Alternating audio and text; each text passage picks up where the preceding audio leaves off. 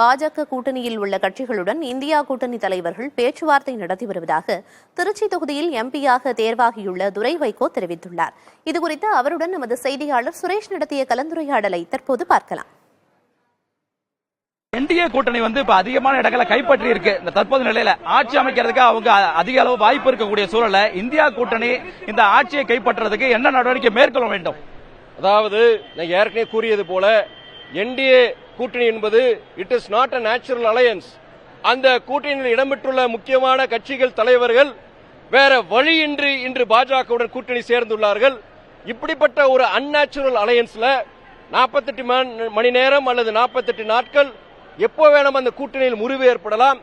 அதனால் இந்தியா கூட்டணியை சார்ந்த முக்கிய தலைவர்கள் அந்த பாஜக அல்லாத சில தலைவர்களை தொடர்பு கொண்டு மறுபடியும் சர்வாதிகார ஒரு ஆட்சியை இந்தியாவில் வந்துவிடக் கூடாது, நீங்கள் ஒத்துழையுங்கள், உங்களுடைய முடிவில் ஒரு மாற்றத்தை உருவாக்குங்கள் என்று ஒரு அழைப்பை விடுத்துள்ளனர்.